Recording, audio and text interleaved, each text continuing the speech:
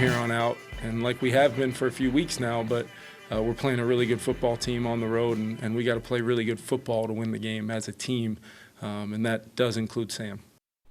Enough Said is the name of the program. My name's Dan Barreiro, joined as always by Lori Fisher. And look who's back again to take the place of Justin Gaard. It's our old buddy, Pierre Nugent. Pierre, welcome back. So great to be back. You never really left, though, right? You've been on like 4 of the last 5 weeks. I know. Feels like I'm right back at home. Love being here, though, guys. Good to have you. Do you like this show? You like hosting this show or the Jason show better? Well, okay, in the Jason show, I'm a little out of my element sometimes. I think in the Jason show. Here, I can just let it fly. That's where I'm at my strength. Yeah. Okay, well, that's what we expect of you tonight. You're going to let it fly. Can't wait. It's Wild Card Weekend. The Vikings are the NFC's 5th seed after losing to the Lions on Sunday night. Minnesota plays the Rams this Monday night, now at State Farm Stadium in Arizona, due to the wildfires in Los Angeles. It's do or die time right now because they need to win. Let's take a little look back at what got us here, as in what went wrong on Monday, and then we'll look ahead. Dan?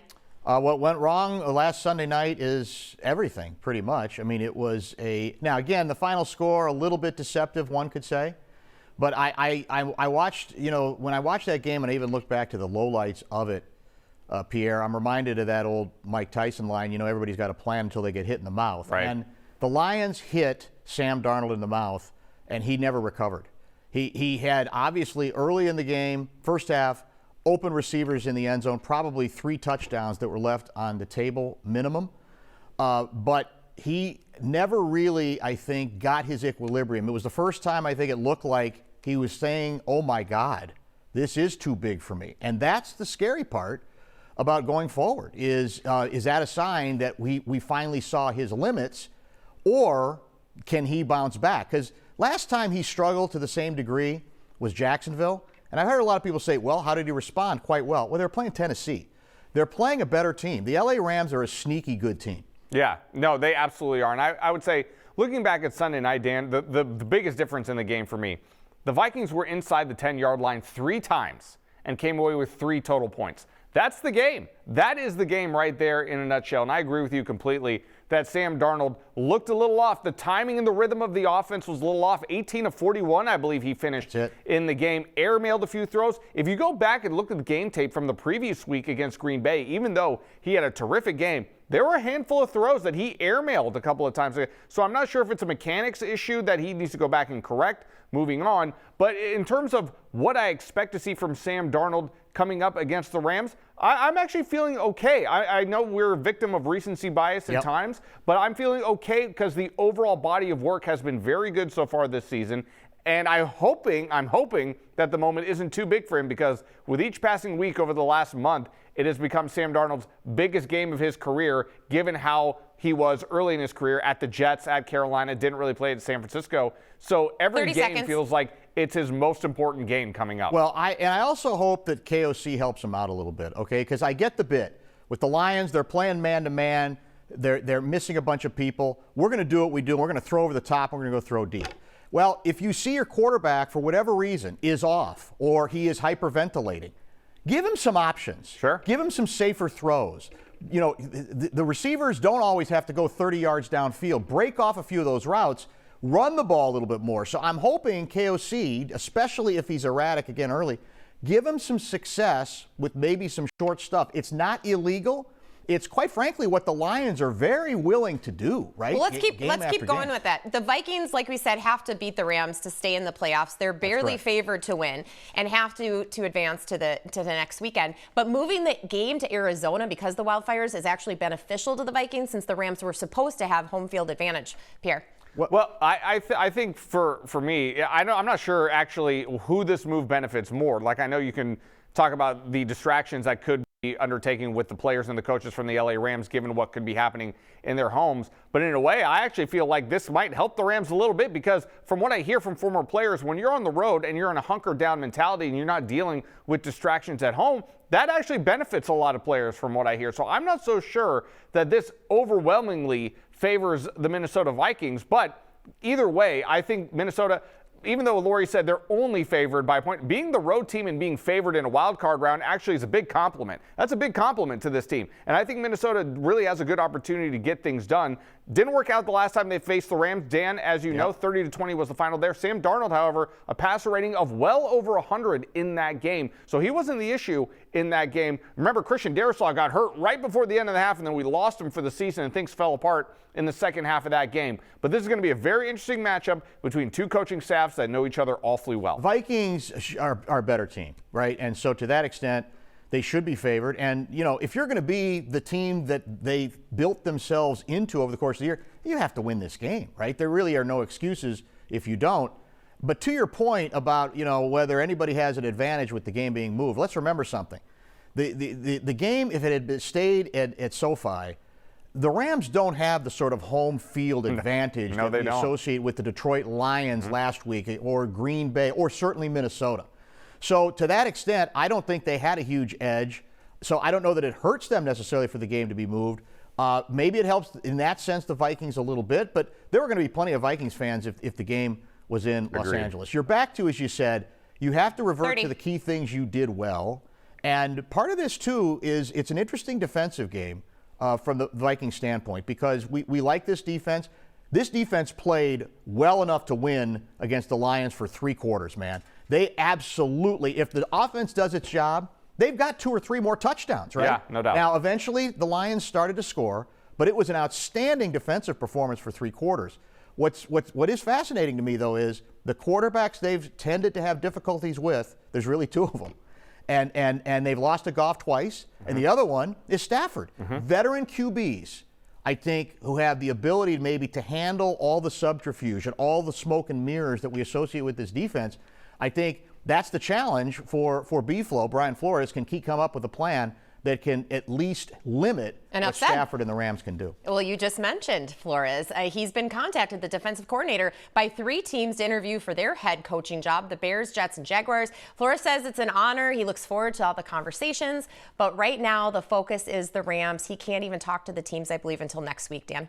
Well, he's we're not surprised, I think, that he would be a hot name.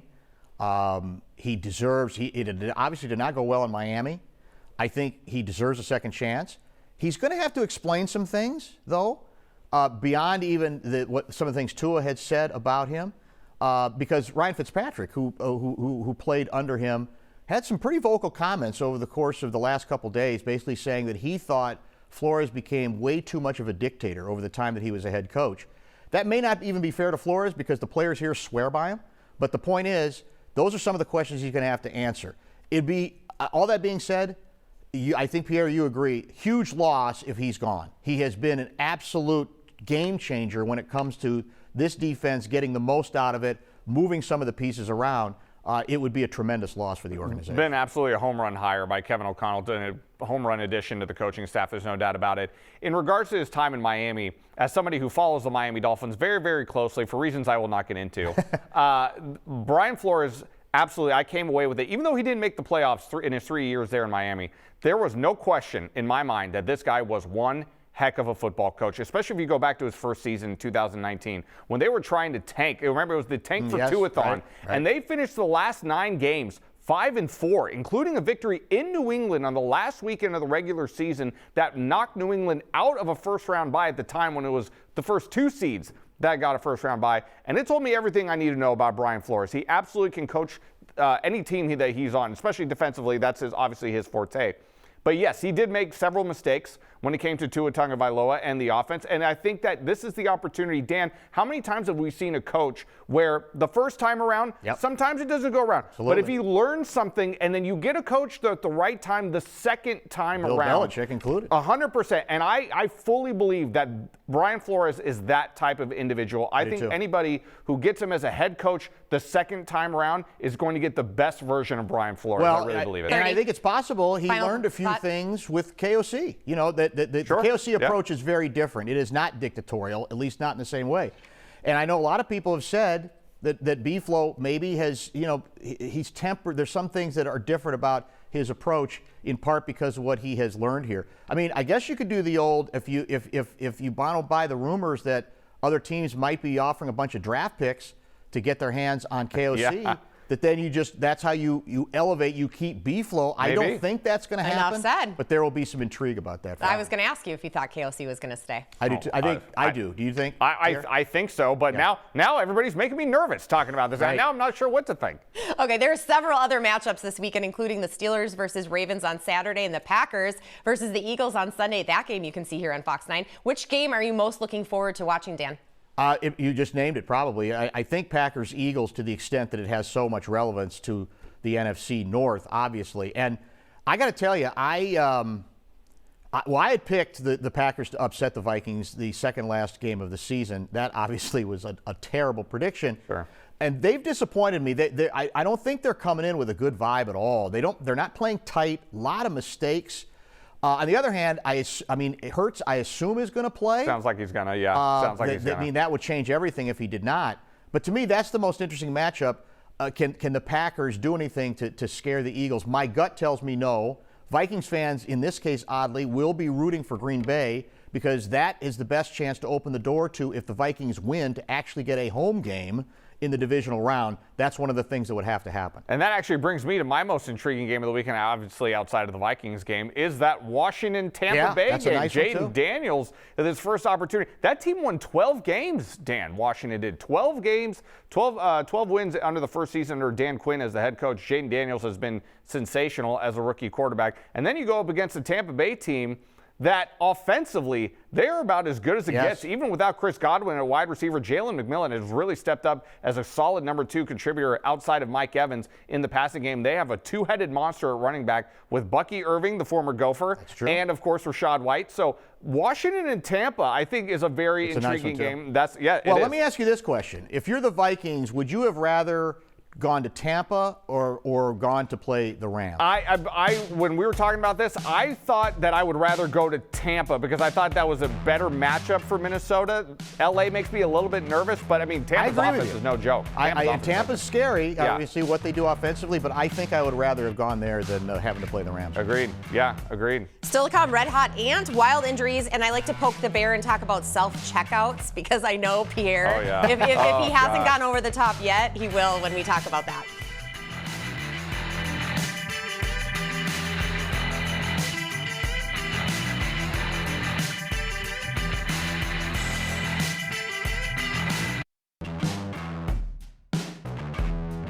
You know, I just read all the papers, John, and everybody was telling me, and I said, you know, I should change the starting lineup.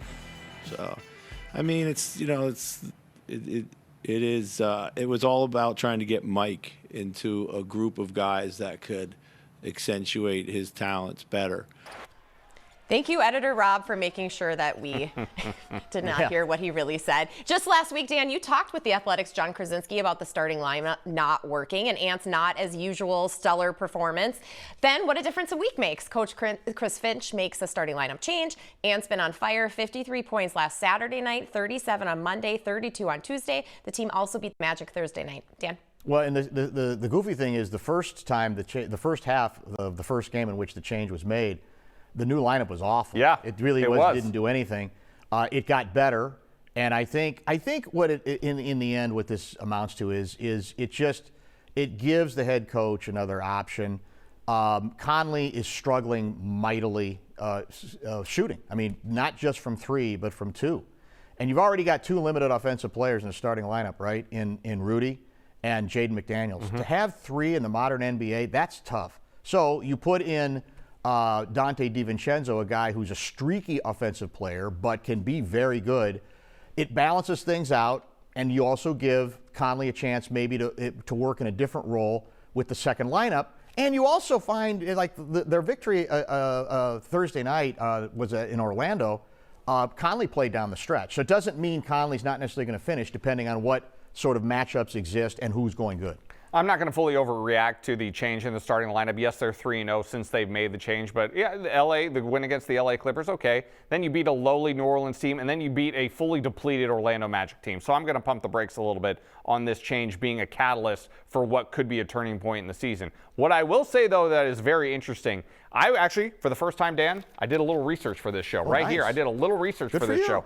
In 34 games that Mike Conley has started, The Wolves are a net plus 41 in the first quarter in 34 games. So the starts haven't really been the problem. If you go back to early in the season, for the majority of the season, it's been better lately. But early in the season, the second quarter was the problem. So I don't really view this as a shakeup to really shake up the starting lineup and to get these guys going early. It's if you move Mike Conley to the bench unit has been a little bit of an issue. Like you mentioned, Dante DiVincenzo has been streaky all season. 30. Naz Reid has not shot the ball very well all season long either. And let's not forget the biggest problem, I think, with this team right now, even though everybody wants to pin everything on Julius Randle, not that I'm saying that Anthony Edwards is a problem, but Anthony Edwards is not shooting the ball well either. 5 of 19 just the other night. Yep. I know it's going to be overshadowed by him scoring 32, and I had another highlight reel dunk.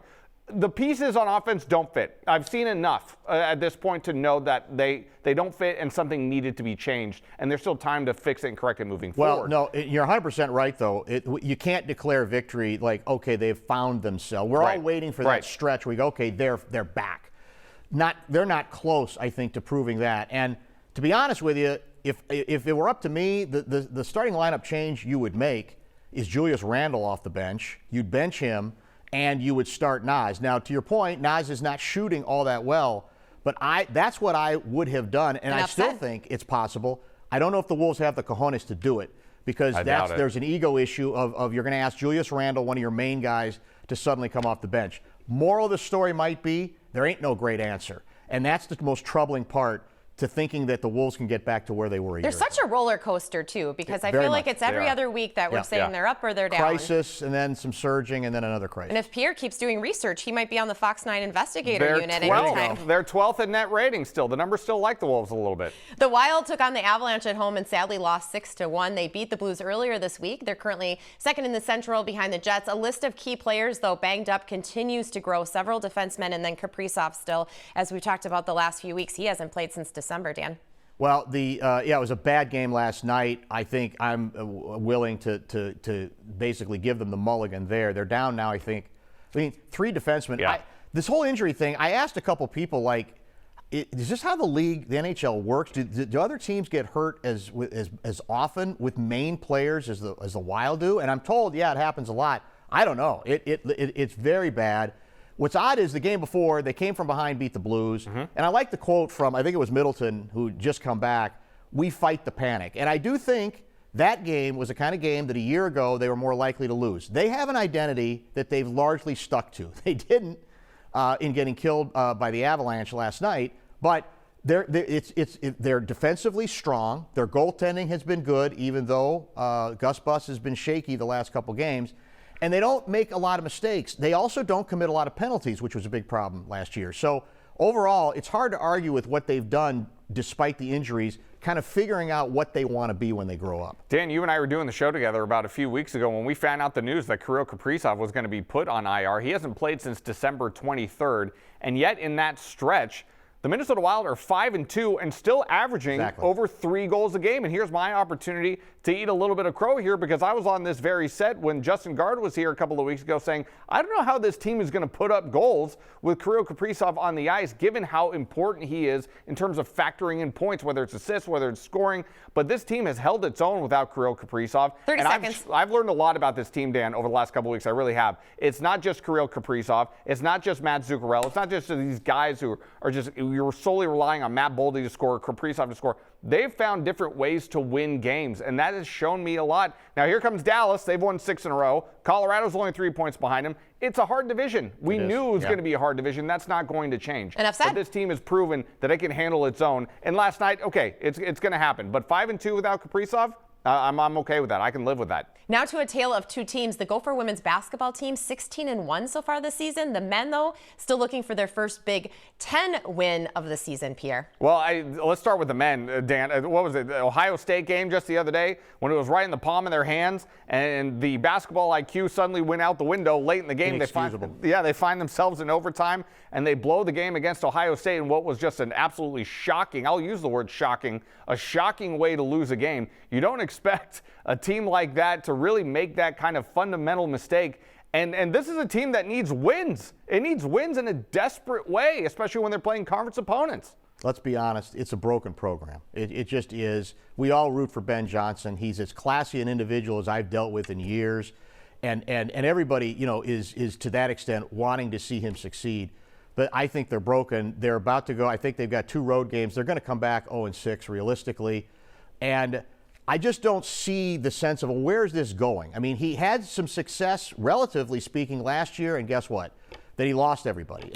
And he brought people back this year that were at least supposedly experienced, even if they weren't at programs, at this level.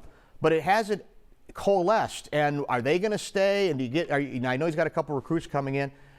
The Williams Arena is a morgue when they play. There's almost no one there. I think they're broken. I really do. It's sad to say. Yeah, it really is unfortunate. I mean, the women on the flip side, though, Dawn Plitzowite has really made a big impression ever since she was hired. She has really turned this program around, and she's been doing it a lot of times without Mara Braun, her best player, who's been fighting injury, and this team has been dealing with injuries as things have progressed. But 16-1 is 16-1. I don't care who's on your schedule. I mean, 16-1 speaks for itself, doesn't it? Yeah, and you know what it tells you again?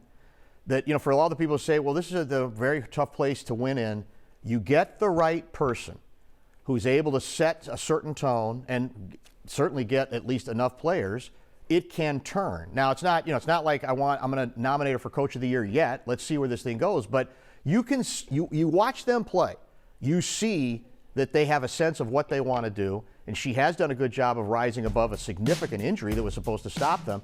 And so the signs are very good that part of the basketball equation in Dinkytown has indeed been righted. Fun team to watch, too, the women. I mean, they play the ball. They play the right way. They really do. You guys struggle with change?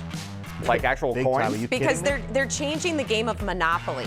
Oh, I love my favorite game. Yes, the classic game is getting a makeover. Oh, no. That's next in the lightning round.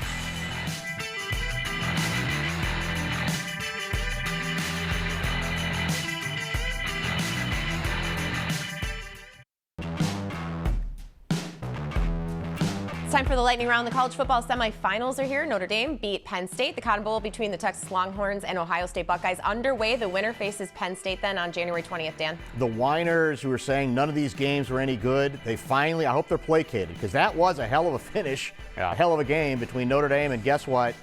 Penn State and your favorite coach, Pierre, loses against a big team or a good team yet again. Boy, I feel bad for James Franklin. I mean, Notre Dame, though, has absolutely won me over. They look great. I mean, no matter who it's going to be, Ohio State or Texas, I think Notre Dame's going to give them a big fight, no doubt about it. The game Monopoly is getting a makeover this summer at 90 years old. Instead of a rectangle box, it'll be a square, so easier to store. Okay. Money getting a new look. The Battleship token being replaced by a new money bag. Tokens 20% bigger. Okay. Can we just have the old school way? Are the streets still all the same, or are they changing those too?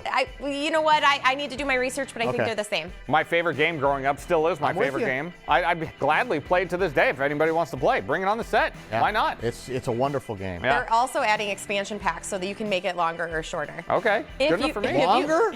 Yeah, I know. Right? You leave it up for days and you say, oh, forget it. You have it. Give up after like If 9 you love weeks. Girl Scout cookie types, Toast Yay and s'mores, you better stock up because they're going to be retired at the end of the selling season, Dan. This lightning round is full of jolting revelations. Why Why is that? Why is it over? What happened? Maybe they weren't just that popular. I mean, I think they try to add in new things all the time. Don't worry, you can still have your Thin Mints. S'mores. You don't retire s'mores. I don't even see. I'm so bland. I don't even think they make. Wasn't there like a shortbread cookie? Yes. They got rid of the raspberry rally That's the last year. one I liked. Yeah, but you don't get rid of s'mores. Come on. And then That's this ridiculous. info came out last October, but I'm actually experiencing it myself now. Hy-Vee getting rid of self-checkouts at some of its stores. Oh. I love Hy-Vee because I dance around with my cart because I love heard. their playlist. But I got to tell you, I miss those self-checkouts, Pierre. I mean, listen, everybody knows my stance on the self-checkout line. This is a double-edged sword because so many of you fail to use it properly and take even longer than a regular Too many line. items. However, those of us that do know, yes, too many items, those of us who do know how to use it properly, we can get through it quick. I don't want to wait in line. So You know what you need? What you need is a self-checkout doofus line. Yeah, yes. Where you self-proclaim. You go, yeah, I'm not really good at this. So Pierre can be in that other line and not have to worry about suffering the fools. Right? The whatever they call it, the number, you got to look up the avocados and everything. Yeah, okay, enough said. Yeah, I mean, I was in the line buying Dayquil the other day. It took forever. I got to get the attendant over because I got to show my ID. By the time you got through there, you need a NyQuil. Yeah.